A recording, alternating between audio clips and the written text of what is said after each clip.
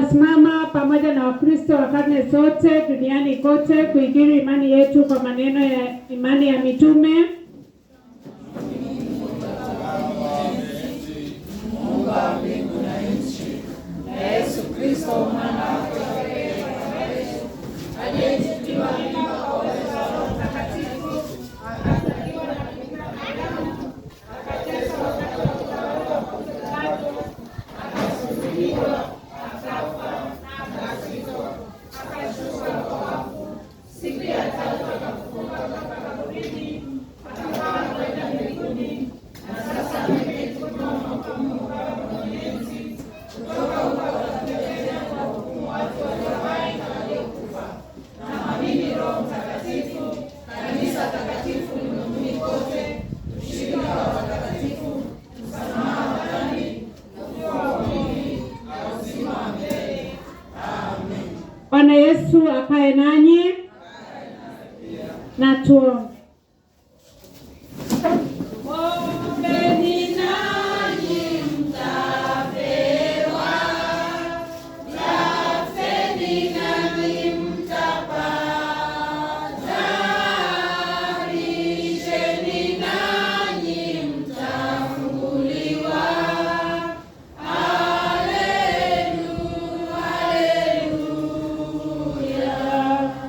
Ujasiri tuombe kama alivyotufundisha Mwokozi wetu.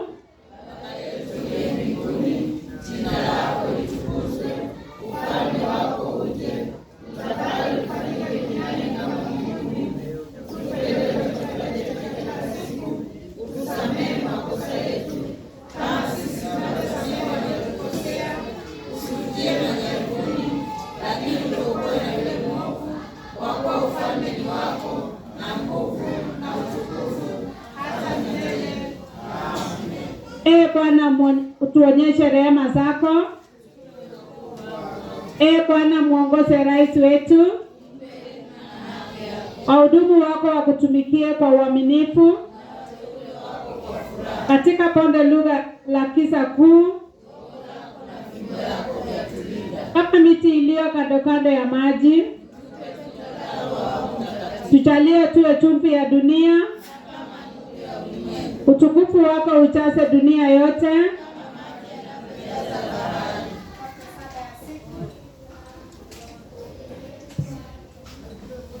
Leo ilikuwa ni Jumapili ya utatu, kurasa wetu wa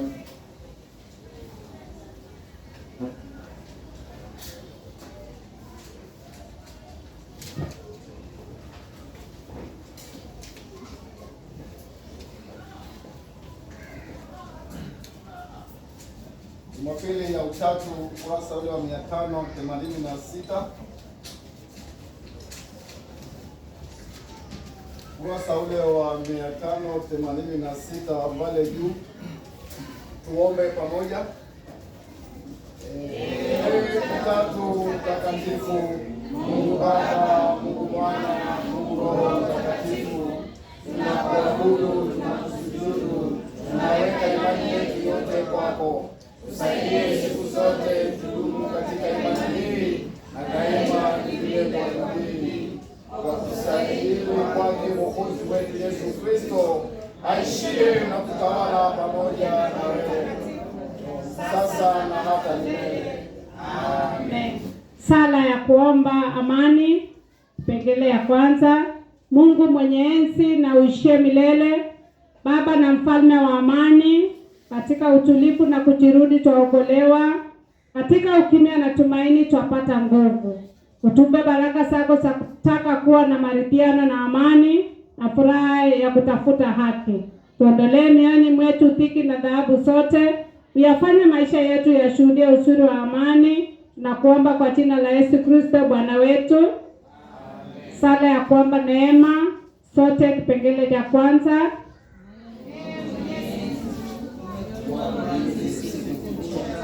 Tulinde mchana kutwa, tuwe nuruni na mashahidi ya njia zako, tutafute mwanga wa kwanza na tukuone katika ndoto yetu.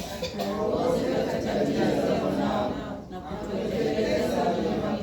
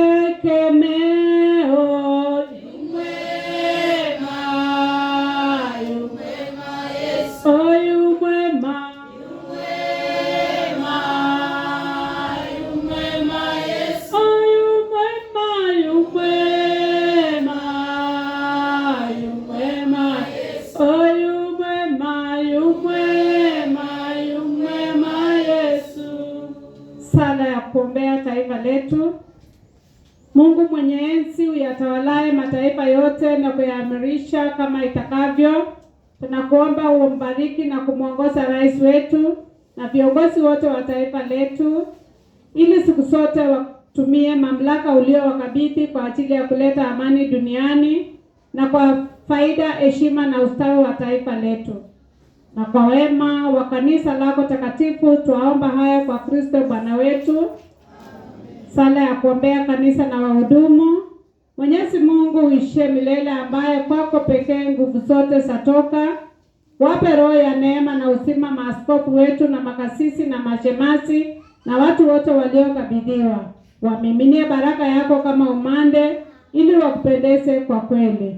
Tujalie haya Bwana, kwa ajili ya heshima na mwombezi mpatanishi wetu Yesu Kristo. Sote tushirikiane katika sala ya Kristostomo, Article 29. Sote.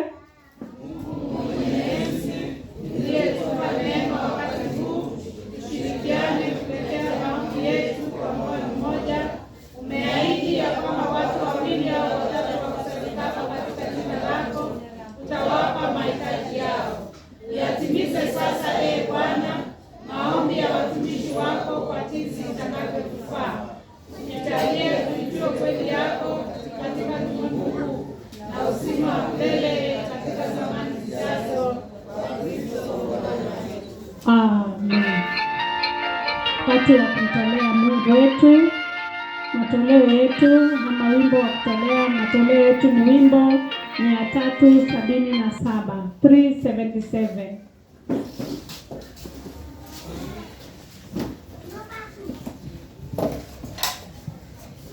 Simameni sote.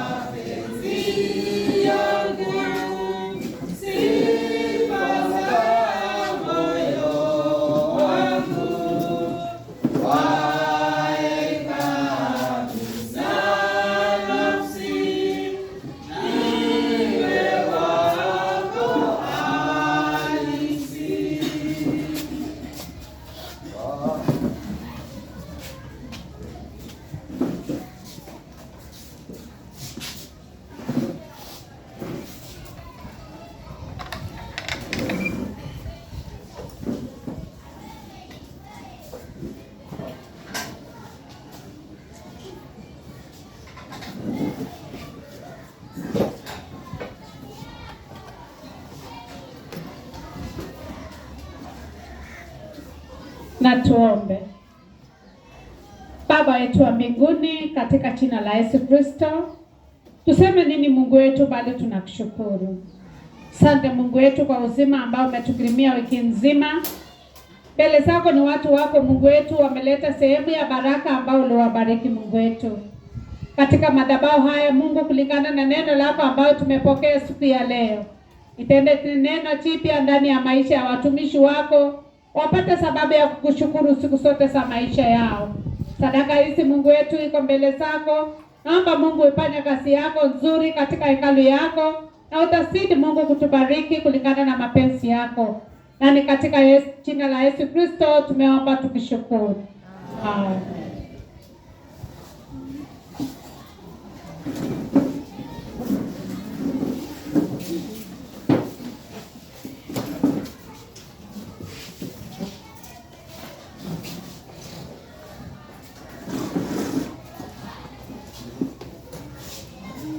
Bwana Yesu asifiwe.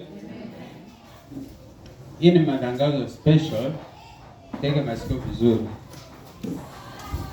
Tumejadiliana wiki hii diocese nzima ina maombi special ya familia. Na kazi kubwa kabisa adui anafanya ni kugawanya familia. Si ndio namna hii? Tunapambana na adui mkubwa. Na Mungu akajua kuna haja sana sisi kujiombea kama familia. Program ni kuanzia kesho mpaka Saturday. Sasa Saturday tutakuwa na ibada ya maalum special, kama vile ungefanya nyumbani kwako jioni na watoto na mama, baada ya kufanya shughuli kabla hujaenda kulala. Tutakuwa na ibada special wa boma ya People's Warden. People's Warden mama pamoja na mama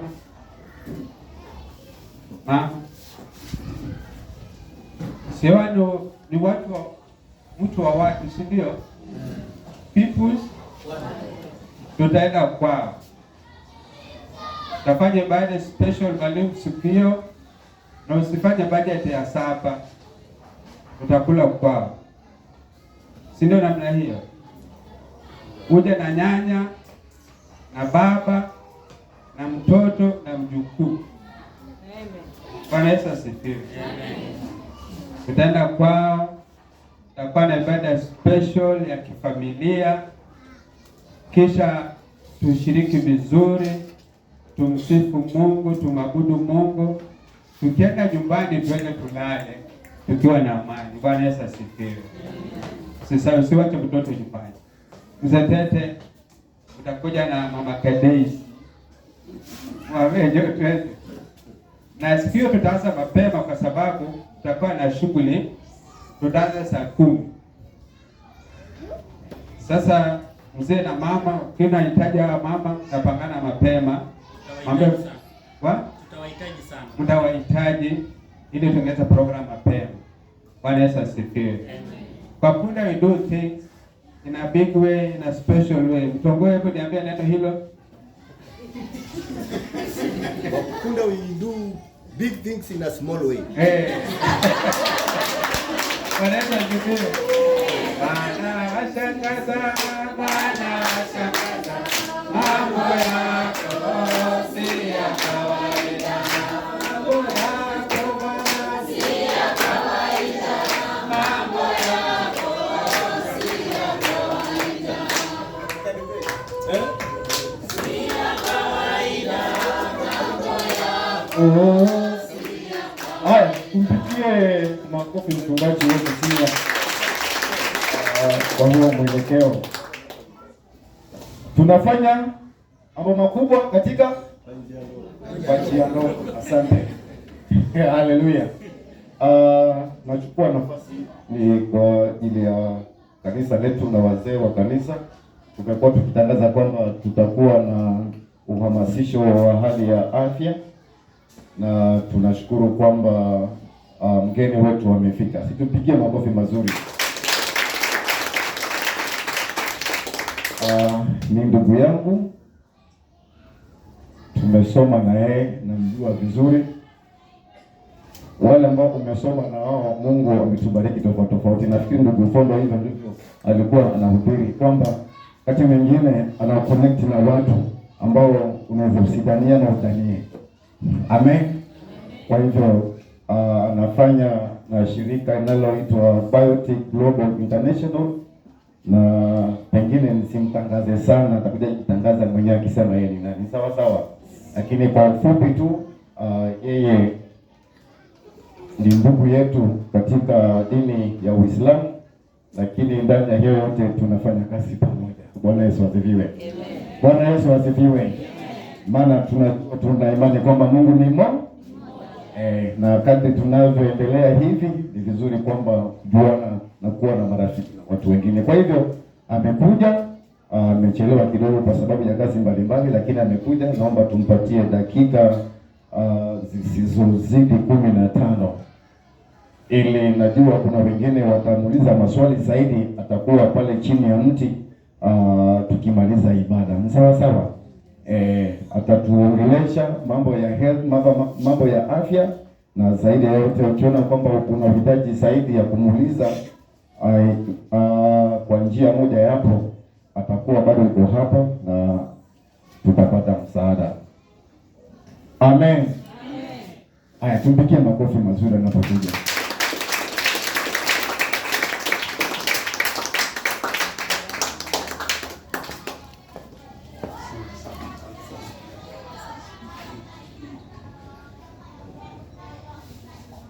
Habari zenu? Uko salama? Kwanza nataka nichukue nafasi hii nishukuru Mungu kwa kunipatia nafasi ya kufika mahali kama hapa, na pia vile vile nishukuru wachungaji pamoja na ndugu yangu kwa kunipatia nafasi ya kuja kuongea na watu naitwa Wapunda. Sasa nimeambiwa natumia sio dakika zisizozidi 15. Kwa hiyo naombeni nisichukue muda mrefu, niende moja kwa moja kwa yale ambayo yalituleta. Kwa majina naitwa Omar, mwalimu. Tumesoma sote na tunatoka sehemu moja kule. Na mimi nafanya kazi na shirika ya Biotech ambayo ni shirika linalojihusisha sana sana kuhusu afya. Sawa sawa. Kwa hiyo mimi nitazungumza tu kuhusu afya kwa uchache, na kwa sababu ni masomo ya watu wazima, hapa hakuna viboko, si ndio? Kwa hiyo tutashirikiana. Nikianza kuzungumza kuhusu afya, labda mnaweza mkawa mnafahamu afya ni nini? Mmoja tu atuambie maana ya afya, kwa sababu kuna afya ya kimwili na ya kiroho, sio? Sasa hapa tunapata afya ya kiroho. Sasa afya ni nini? General. Mmoja tu. Nataka nichunge muda wangu. Hii kwa dakika 11, kwa hiyo ikifika dakika 20 na pale umemaliza. Na anaweza kujaribu. Ama labda wachungaji ndio wasaidie. Ndio. Na mchungaji bado. Afya ni hali ya mwili kutokuwa na magonjwa. Tupigie makofi. Ni hali ya mwili kutokuwa na magonjwa, sio? Kuna mwingine ako na jibu tofauti. Sawa, nitazungumza. Afya tunasema ni hali ya kuwa sawa kimwili, kiroho na kiakili. Wala sio ukosefu wa kuwa na magonjwa tu. Kwa sababu mwendazimu ukimwona ako na afya. Si haumwi na mali. Kwa hiyo utasema ako na afya. Na si ndio? Kwa sababu akili yake haiko sawa. Kwa hiyo ndio afya. Na wale experts wanasema kwamba magonjwa mengi duniani tunaweza tukayagundua ama tukayapata kwa vitu vitatu vikubwa. Nasema ni katikati, sitaenda ni deep kwa sababu labda tutapanga vizuri siku ambayo sio ibada tukuje tuongee zaidi. Wanasema kwamba you can trace most diseases and ailments under 3 things. Number 1 is free radicals. Sema free radicals. Number 2 is toxins, and number 3 poor diet. Hizi vitu vitatu ndio zimeweza tukatuletea magonjwa mengi pale nje. Hizi radikali huru ni nini? Tunasema kwamba these are harmful substances. Sawa. From where? The food we eat, water, environment, lifestyle, etc. Ni nyingi. Sawa. We are exposed to a poor quality of food nowadays. Ndio. Vyakula tunavyokula naomba nitumie Kiswahili. Na nilikuwa naogopa labda watu waelewe Kiswahili hapa. Kumbe sasa hiyo Kiswahili ndio yenyewe. Sasa tumekula vyakula ambavyo vimekuwa na matatizo mengi sana. Si ni kweli? Leo kuna magonjwa mpaka hayana majina. Unasikia kuna chikungunya. Mimi nakaa sana kule Rift Valley na Western. Watu wakisikia chikungunya kule hawaelewi nini. Si ni kweli? Lakini hapa chikungunya sisi tunaelewa. Unaona magonjwa yamekuwa mengi sana. Ni kwa sababu ya ile jinsi vyakula tunavyokula, mazingira tunayoishi. Sasa hivi tunaishi katika mazingira ambayo ni tatanishi sana. Ukitoka hapo nje kuna kiwanda, si ni kweli? Magari zinapita huku, moshi inatoka, ambayo hii yote ni chemicals which are in free radical nature. Hizi zikiingia kwa mwili yetu zinaenda kuinterfere with our body cells. Zinaenda kuharibu seli zetu. Sawa sawa. Toxins ni nini? Tunazipata kutokana na vyakula pia tunavyokula. Ukienda pale supermarket ukienda kununua vyakula, hizo zimekaa pale zaidi ya miezi mitatu. Si ndio kwa shelf? Zimewekwa nini? Chemicals, preservatives. Si ndio? Hata maji tunayokunywa hali kadhalika yamekuwa na uchafu. Hizi zote zikiingia kwa seli zetu, kwa miili yetu, zinaharibu seli. Na seli tunasema ndio chembe ya uhai ya mwanadamu. Sawa sawa. Hesabu ya Mungu inasema 1 + 1 ni 2. Yaani wakati mwanamke na mwanamume wanakuja pamoja, huyu analeta sperm cell au ovum cell. Kwa hiyo inatengenezwa nani? Wewe binadamu. Kwa hiyo hii cell inachokihitajia ni nutrients. Sawa sawa. Tunasema kwa Kiswahili madini ama nutrients tunaziita aje? Si madini. Na pia vile vile inahitajia maji safi. Maji safi na pia vile vile inahitajia hewa safi. Na hizi vitu zote tatu ambazo nimetaja hatuzipati kwa sasa. Hata tukienda kununua vyakula pale nje, tuseme tunakula matunda, mboga, tukienda pale sokoni. Kwanza tomato ziko pale zinawekwa chemicals. Si kweli? Ndio ziive within 24 hours. Ndizi inadungwa sindano. Si ndio? Ndio iweze kuiva masaa 24. Kwa hiyo unapata kwamba hizi vitu hatuwezi tukazipata. Sasa wakati seli yetu inahitajia hizi vitu na hatuwezi tukazipata, kwa hiyo hii seli inafanya nini? Inakosa kukua, inaharibika, inakufa. Sawa sawa. Hii seli ikikufa, inaweza ikaua mpaka ile DNA ambayo ndio inabeba information yote ya utendaji kazi ya mwili wa mwanadamu. Tuko pamoja? Ili wewe upepese macho, hiyo ni kazi ya DNA, kwa sababu DNA iko na herufi zaidi ya bilioni 1. Na ikiharibika hata moja, ndio shida inaanzia pale. Kwa hiyo seli wakati inaharibika, inaoza, inakufa, ndio magonjwa yanaanza kuja. Kwa hiyo hii seli kama imeharibika ni ya moyo, utakuwa na shida ya nini? Ya moyo. Kama hii seli imeharibika ni ya ubongo, utakuwa na shida ya ubongo. Unasikia mambo ya Alzheimer, kusahau, memory loss, inaleta stroke. Si namna hiyo. Kwa sababu brain cells zimeharibika, zimeoza, zimekufa, maybe hata zikakozi blockage, ama ikarupture ile mshipa. Sawa sawa. Na ikiwa ni seli ya mifupa, ndio magonjwa yote ya mifupa inakuja wapi? Pale. Unasikia arthritis, joint pain, backache, hizo mashida zote unaanza kuzipata pale. Ikiwa ni seli ya figo, ndio unasikia kunakuja mambo ya nini? Kidney failure. Si imekuwa hiyo shida kubwa sana. Unasikia watu wanapelekwa kwa dialysis. Damu inapitishwa kwa machine, inasafishwa, irudishwe kwenye mwili. Hiyo process kwanza ni expensive. Mbali na kwamba ni expensive, vile vile inaumiza. Na pia vile vile it is not a guarantee ya kuwa wewe hiyo unapona. Si ni ukweli? Si tunatoa watu wamefanywa dialysis. Wangapi unawajua wamefanywa dialysis na wakapona? Wangapi unawajua?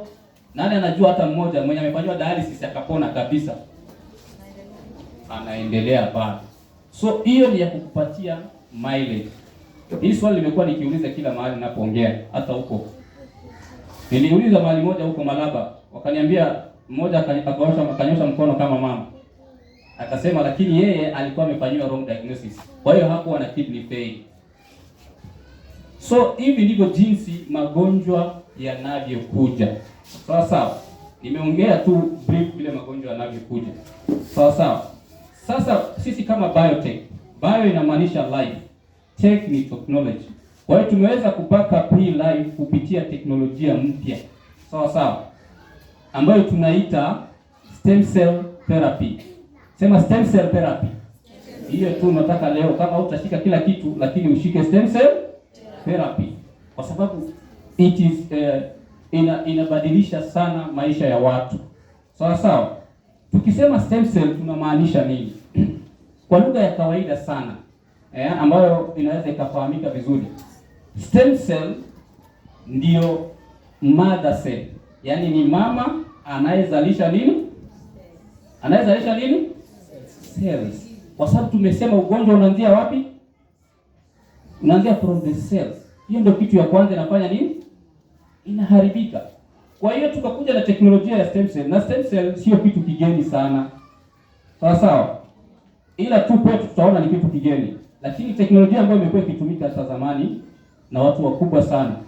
Kama mzee Moi wakati amegonjeka sana, Daniel aliweza kusafiri, anaitwa nani yule kijana Gideon, kwenda kutafuta the most powerful doctors in the world, na akapatikana in Israel. Na alikuwa kuja kumtibu mzee Moi kwa kutumia stem cell. Na sasa hivi hata leo watu wanasafiri kwenda India, kwenda nje kwa ajili ya stem cell transplant. Mmesikia hayo maneno? Sasa leo mimi niko hapa kuzungumza kuhusu stem cell ambayo tuko naye hapa. Sawa sawa. Na stem cell, kila mmoja ambaye amezaliwa na mwanadamu ako na stem cell zake in their bone marrow. Mniangalie kama dakika bado 5, mniambie nifunge. Iko kwa bone marrow. Kazi ya hii stem cell ni kurepair mwili wako. Kwa sababu tumesema stem cell ndio mama anayezalisha cell. Ama tunasema it's just a blank cell. Yaani sio seli ya kiungo chochote. It is just a blank. Ama scientifically tunasema they are general cells. Ama tunasema they are undifferentiated biological mother cell. It's just general. Sio seli ya ubongo, sio ya figo, sio ya moyo, but now ina uwezo wa kuwa seli yoyote kwenye mwili wa mwanadamu. Kwa hiyo stem cell it can become a kidney cell. Inaweza ikabadilika kama seli ya figo, ikafix nini? Figo. Stem cell inaweza ikawa seli ya macho, inaweza ikawa seli ya ubongo, inaweza ikawa seli ya mifupa, inaweza ikawa seli ya kiungo chochote. Lakini kila mmoja amezaliwa nazo, watu wakati unazeeka pia stem cell zako zinaenda chini. Kutoka miaka 0 hadi 20 mtoto amezaliwa, stem cell ziko 100%. Kwa hiyo sio rahisi upate hao vijana wanagonjeka sana unless it's an infection or accident. Tuko pamoja?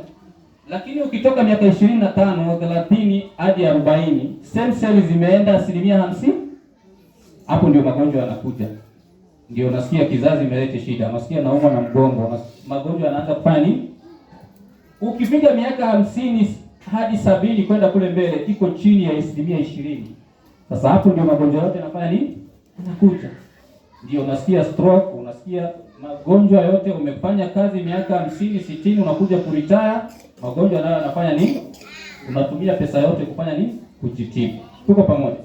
Kwa hiyo tukatumia the same stem cell, now plant stem cell, ambayo wakati inakuja kwa mwili wako inakuja kufanya kazi ya ile stem cell ambayo ilikuwa ifanye kazi pale kwenye mwili, lakini kwa sababu haifanyi kazi ama haipo ama imepungua ama imeisha kabisa. Sawa sawa. So wakati unakuja kutumia stem cell inafanya kazi njia ngapi? 5. Ya kwanza, stem cell ina replace a dead cell.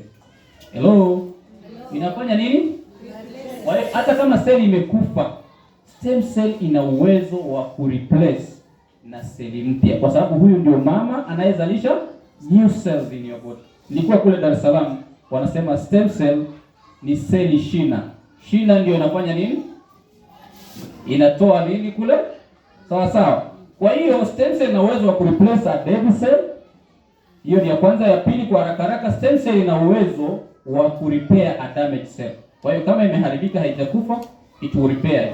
Ya tatu, inafanya kazi ya kureplicate. Kwa mfano kama hii kiungo, sema macho ama kiungo chochote, bado kuna seli ambazo hazijakufa, inazireplicate. Kumaanisha inazizalisha mara dufu ama mara zaidi.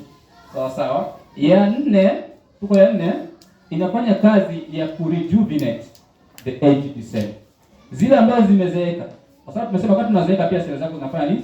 So inazirejuvenate. Kuzirejuvenate ni kuziempower ama kuzipatia back life. Sawa sawa. Kwa hiyo kama alikuwa akili imeanza kupotea, inarudi kufanya kazi vizuri. Na mwisho ina restore sick cell. Kwa hiyo kwa kufanya haya mambo matatu, inakuwa hii mwili umeisaidia ikajitibu naturally and permanently. Sawa sawa. Kwa hiyo kwa kifupi tunasema stem cells zinasaidia mwili kuheal itself naturally, kwa sababu ndivyo jinsi mwili ulivyofanya nini, ulivyotengenezwa. Sawa sawa. Ningeomba tu niwaonyeshe stem cell yenyewe. Kimalizia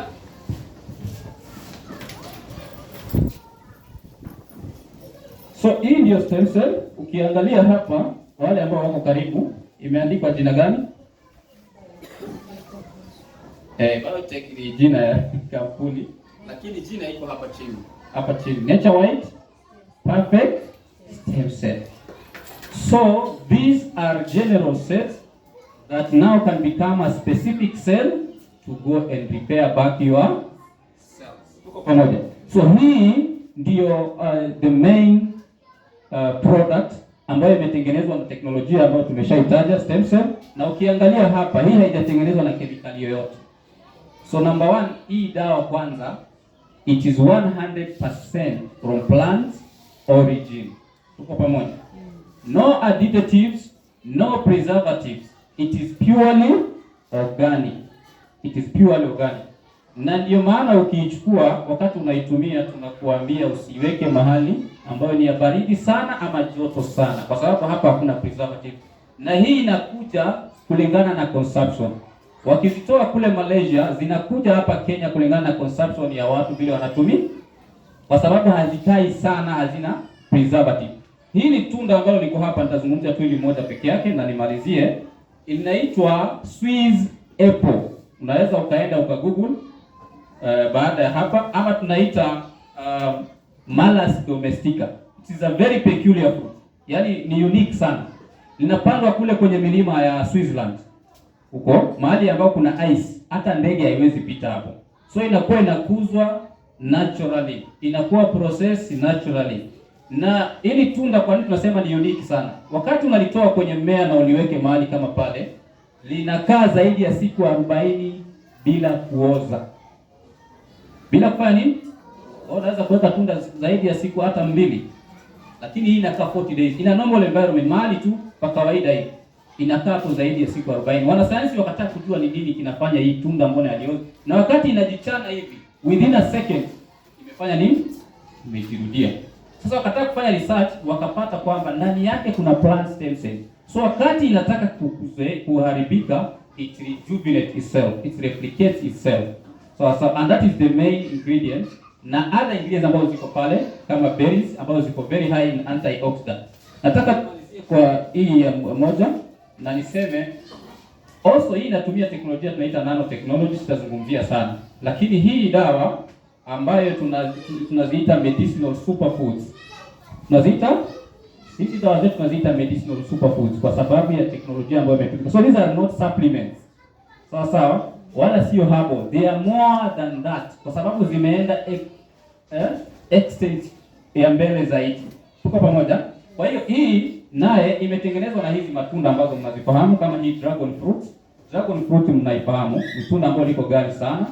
Na sana sana sasa hii nafikiri tunapandwa tena hapa Kenya. It's a plant based diet, iko na kila kitu.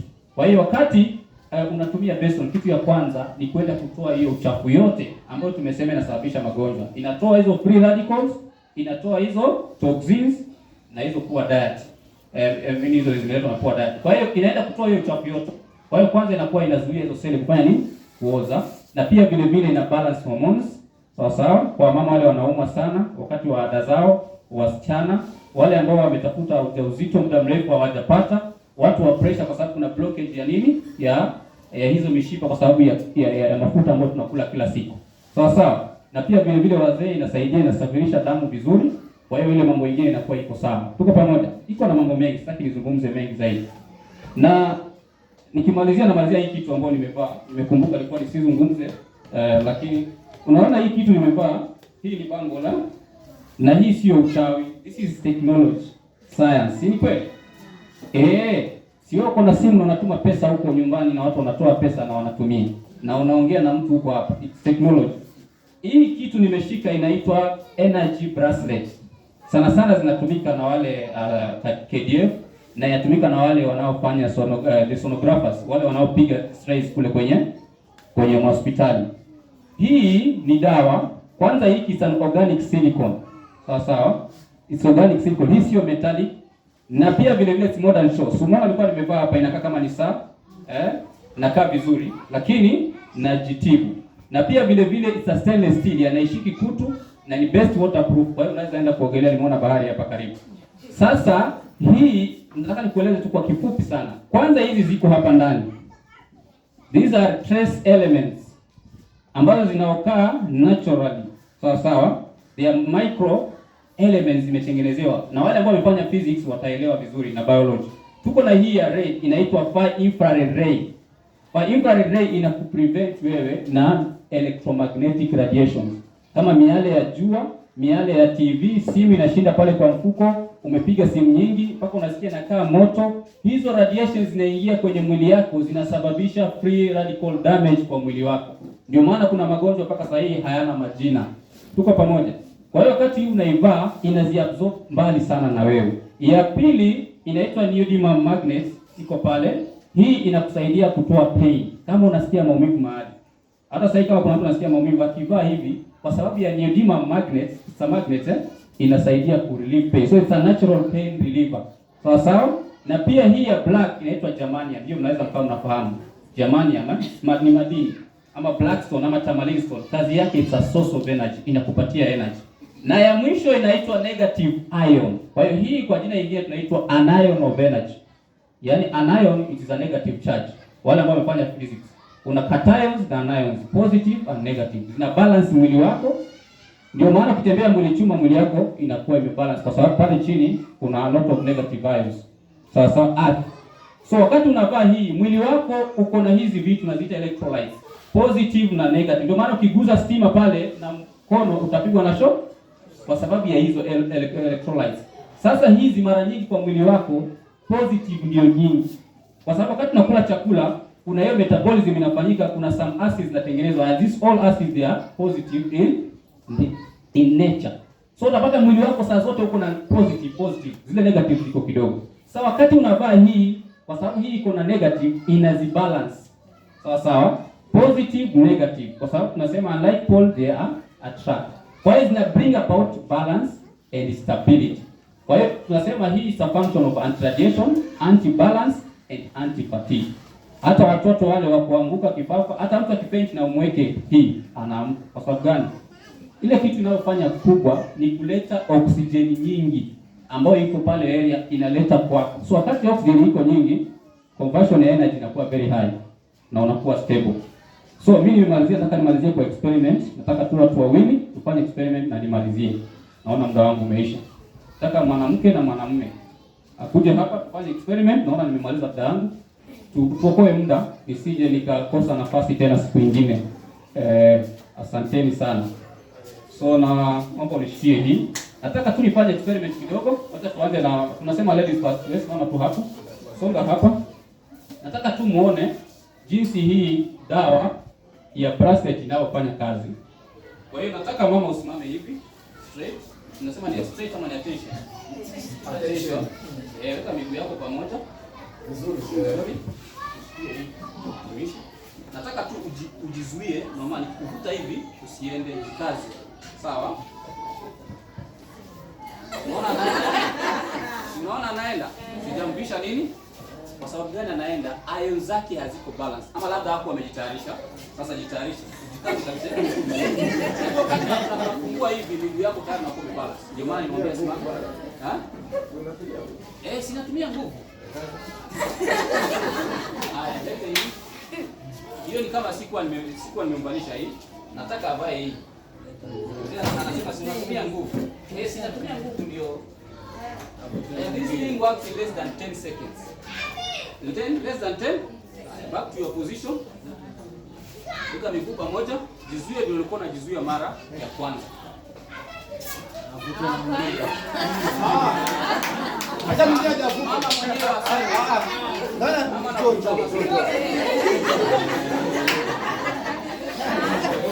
haya. Si mnamjua afya yake si ndio? Iko vizuri. Haya, futa.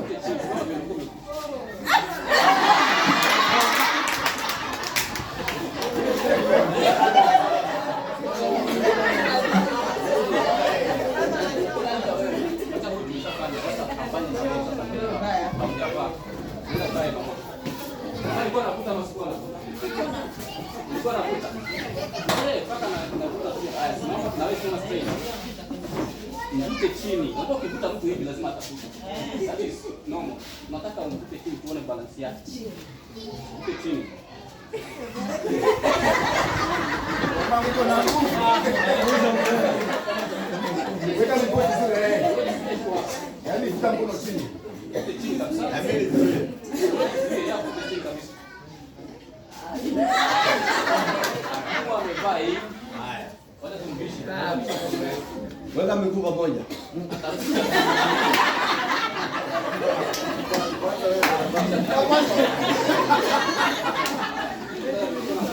Ngoja.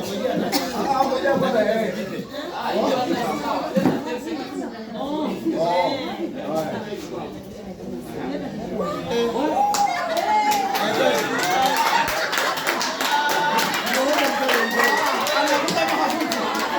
Anavuta. Hawezi kumvuta. Eh?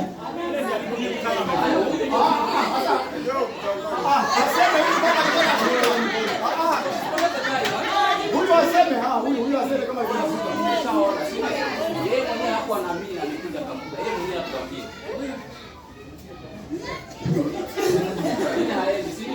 It is very simple. What has imefanyika imebalance iron zake. So as become stable. Na energy na damu inatembea vizuri kwa sehemu ya mwili. Kwa hiyo mimi nimemaliza.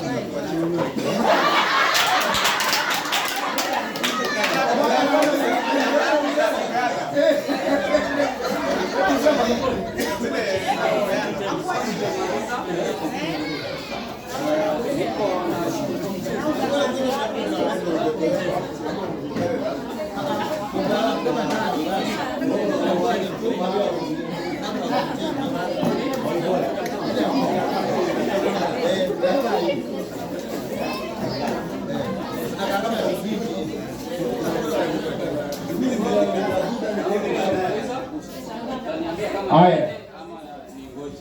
Akuje tena ama asikuje? Acha muulize, unajua kanisa iko na watu wake wanaweza nijibu. Nikipata hayo majibu ndio. Okay, sawa. Nafikiri peana namba. No. Vile sasa leo sawa. Umetupatia nini?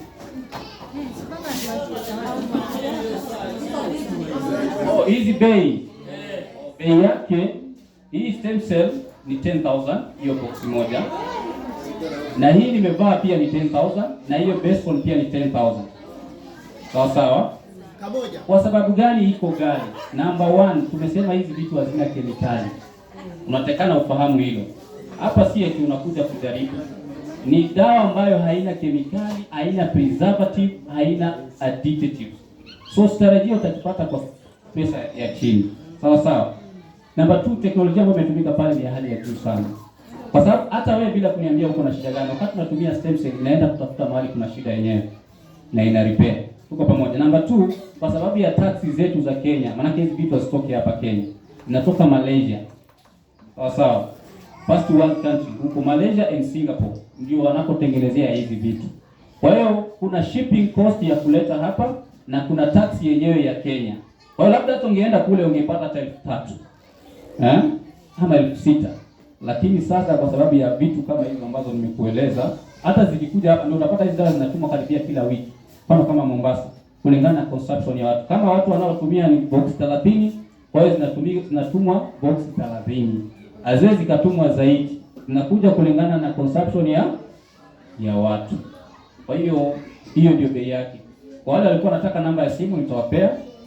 Kama kuna mahali ya kuandika 0725 92 1102 0725 92 1102 0725 92 1102. Naitwa Omar. 0725 92 1102. Kiwa na swali baada ya hapa utaniuliza. Utakaa pale nje kidogo kwa wale ambao watanihitajia. Asanteni sana na Mungu awabariki.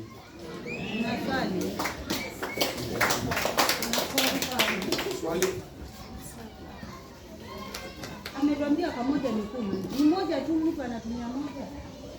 Matumizi yake. Yaani ni moja tu na inatosha. Hii ni dozi ya wiki 2. Hii ya 10,000. It's 2 weeks dosage. Na haimaanishi hiyo ndio dozi ya mtu. Sababu inategemea shida ya mtu. Sawa sawa. Kwa hiyo huwezi kuniambia mtu wa cancer stage 4 atatumia boksi moja na apone. Si ni ukweli? Kwanza yeye anaweza anatumia hii boksi moja kwa siku moja kwa sababu ya shida yake iko juu zaidi, so tunahitaji tumpatie dosage ya juu ndio iweze kureverse hizo cancer cells zitoe irudishe seli mpya. Kwa hiyo kulingana na shida ya mtu na kulingana na problem yako nayo. Lakini tunasema minimum dosage is 21 days. Cell regeneration for 21 days to 9 months. Recover fully. Tuko pamoja. Kwa hiyo itategemea shida ya mtu. Kwa hiyo wewe ukatumia hii moja na upone ama pengine kutumia wiki moja na upone ni sawa. Pia mwili wako na wa mwingine haziko sawa. Sawa sawa. Our mechanism is very different and metabolism. Asante.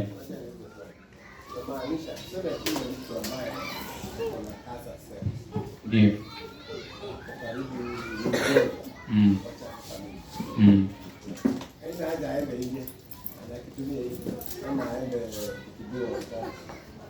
Haina haja aende nje ama aende hospitali.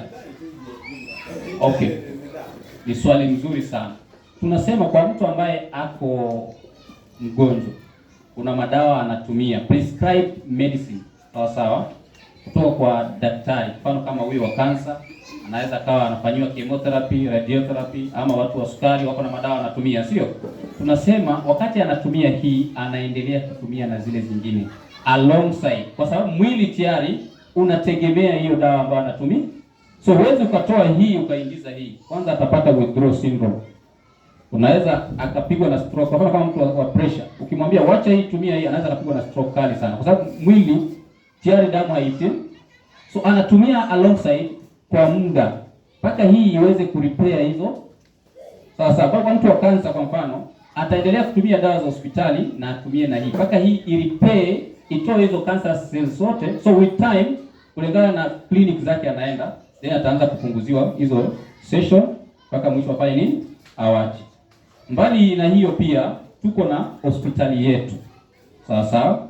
Kwa hiyo kwa watu ambao wako na condition kama hizo tunawaweka kwa hiyo kwa hospitali. So kwanza watakuwa na prescribe kulingana na ile shida wako nayo, wana prescribiwa medicinal superfoods na pia vile vile wanatumia zile za hospitali. With time wanaenda kupunguziwa mpaka afanye nini? Amalize kabisa hiyo ugonjwa wako nayo. Tumeelewana? Iko Nairobi. So what we have a tele doctor. So tutakubukia appointment na daktari, ambapo ukisha book appointment, daktari utapigiwa video call, ndio will be able to interact with doctor na kuelekeze kama kuna vipimo zenye itahitajika, atakuambia. Sawa sawa, maybe to a nearby hospital, ama kama kuna report ya daktari atatumia hiyo report. Sawa. Kubook hiyo appointment, that is 3,000 consultation. Sawa sawa. So you will be able, nitaingia tu kwa system hapa na kubukia appointment na unaongea na daktari moja kwa moja ukiwa mnaonana hivi. Sawa sawa. Na pia vile vile utakuwa unafanywa follow up mpaka pale utakapokuwa sawa. Kuna swali lingine, nafikiri muda umeenda sana. Uweke muda wa maswali siku nyingine kabla. No. It has no side effects kwa sababu tumesema it is natural. Kitu iko naye ni healing crisis. Kuna tofauti ya healing crisis na side effects. Side effects inakufanya lazima utumie dawa nyingine kwa sababu umetumia. Kwa mfano ukitumia dawa ya sukari muda mrefu, macho itakufa, figo zitaisha, utaenda kwa dialysis, utatumia miwani na vitu zingine zitaharibika, sitaki nistaje. Kwa hiyo itakulazimu utumie dawa nyingine. Hiyo tunaita side effects. But dawa zetu because natural ziko na kitu inaitwa healing crisis. Kwa mfano, wakati unatumia Bestron sana sana hii yenye nimesema ya yellow, kwa sababu inaenda kutoa uchafu. Inaenda kutoa uchafu kwa system yako. Wakati inatoa uchafu, mfano mzuri kwa unafagia pale nyumbani, aim yako ni kutoa nini? Uchafu, ile majani, sio? Lakini unatoa paka nini? Mchanga, si kweli? So the same, wakati inatoa cholesterol kwa mwili yako, inaweza pia ika-injure the cells, the tissues ya mwili yako. Kwa hiyo unaweza ukasikia fatigue, sawa sawa, ama ukasikia maumivu, ama kuona macho yanakuwa red. Hiyo ni kumaanisha dawa inafanya kama, it is very common, 3 to 7 days. Mfano mwingine mzuri, wakati unakata nyanya pale nyumbani na ukakata kidole, unaweka nini? Ukisikia kiweka chumvi unasikia nini? Kuwashwa. Sasa hiyo kuwashwa ndio tunaita healing crisis. Ukiwashwa unaenda kuosha, si unavumilia na itaisha. Kwa hiyo hiyo ndio tunaita healing crisis. So dawa zetu hazina side effects, it has healing crisis. Kwa hivyo hizi na hiyo tofauti ndio Hii tumia hii bila kutumia. Unasema hii ama ile? Hizi ziko kwa mkono. No. Unajua hii iko tofauti na hii iko tofauti kivyake. Na hata ile pia inafanya kazi kivyake. Kwa hiyo unaweza ukatumia hii na ukatumia hii na ukatumia na hii. Na unaweza ukazichanganya zote ama ukatumia moja at a time kulingana na uwezo wako. Hata ile 30 ni kidogo. Kulingana na shida ile uko unaishughulikia ndio utajua. Kwa sababu watu wanatumia pesa nyingi sana na hawaponi, ni kweli. Kwa hiyo hii sio pesa nyingi vile unavyofikiria. Lakini ukilinganisha na afya, it is even cheap. Sawa. Na tumesema stem cell, nimesahau kuambia, si lazima ukuwe mgonjwa ndio utumie. Kwa sababu tumesema tukizeeka seli zinafanya nini? Na mazingira tunayoishi tunakutana na hizo free radicals na toxins zinaitapia na cells zetu. So be safe. Tumia hata kama ni once in a month or twice in a month or maybe once in a year, kuhakikisha una maintain afya yako. Asanteni sana. Mpigo na mambo mazuri. Naona mikono tofauti. Hatutaendelea sana. Atakuwa bado yuko hapa. Ukiwa na anything naweza ongea naye zaidi. Kuna mambo mengi nafikiri haja ya gusia wakati umeanza kununua vile unaweza endelea mbele. Kwa hivyo tutapanga wakati mzuri tumuite, then aja tufahamishe zaidi. Sawa. Tumepata knowledge kidogo ama imekusaidia? Tumuite tena ama tusimuite? Tumuite, si ndio? Hajajitambulisha vizuri, lakini yeye katika hiyo ni kufanya mali nini? Amesema anatoka wapi? Biotech. Yeye ni director. Situmpigie makofi mazuri. Amehitimu na director na mimi naitwa mchungaji. Bwana Yesu asifiwe. Bwana Yesu asifiwe. Asanteni kwa uvumilivu wenu. Mungu aendelee kutubariki na tutendee mema. Wale wazee tukimaliza ibada tutakutana kwenye ofisi yetu ile tunakutana. Bwana Yesu asifiwe. Na tuombe. Baba, katika jina la Yesu tunakushukuru kwa sababu ya neema hii ambayo Mungu umetupa mchana huu leo. Bwana, tunakushukuru kwa sababu ya uaminifu wako. Umekana nasi katika ibada na zaidi yote Bwana umenena nasi kwa njia kipekee kuhusu kutoa. Neno lako Bwana talikazidi Bwana kukaa ndani yetu ili Bwana tukaweze kutolea na zaidi yote tukaone Bwana baraka tele ndani ya maisha yetu, maana wewe ni Mungu mwaminifu. Tunaomba ya kwamba utaendelea kukaa na sisi tunapojitayarisha Bwana juma hili la familia. Tunaomba Mungu ukatuwezeshe kuanzia siku ya kesho Bwana, uwepo wako ukaende nasi na nguvu zako Bwana zikazidi kudhihirika ndani ya maisha yetu tunapokutafuta ndani ya wiki hii Bwana, kwa utukufu wa jina lako. Bariki Bwana familia zetu, bariki Bwana tunapotoka na tunapoingia, bariki kila mmoja wetu, kazi zetu na hata biashara zetu Bwana mbalimbali, tukazidi kuona mkono wako Bwana. Wewe ni Mungu mwaminifu. Naomba haya kwa imani katika jina la Yesu Kristo tunaomba na kushukuru. Amen. Na sasa kwake yeye ambaye kwa nguvu yake inafanya kazi ndani yetu, aweza kufanya mambo makuu zaidi ya yale tuwezayo kuomba au kufikiria. Kwake uwe utukufu katika kanisa katika Kristo nyakati zote milele na milele. Na baraka ya Mwenyezi Mungu Baba, Mwana na Roho Mtakatifu iwe kwenu na ikae nanyi daima. Amen. Tupate wimbo.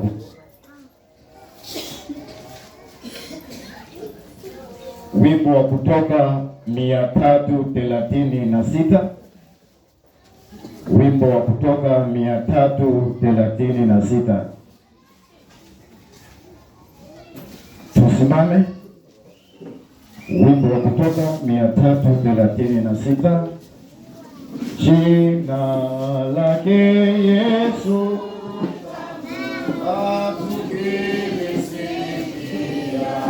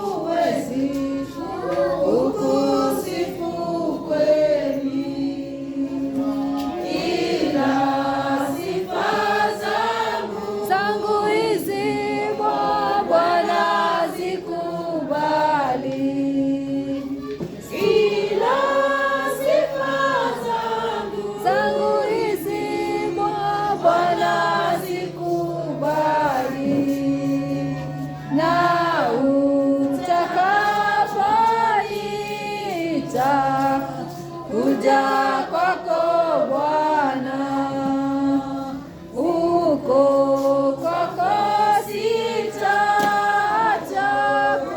kukusifu sana.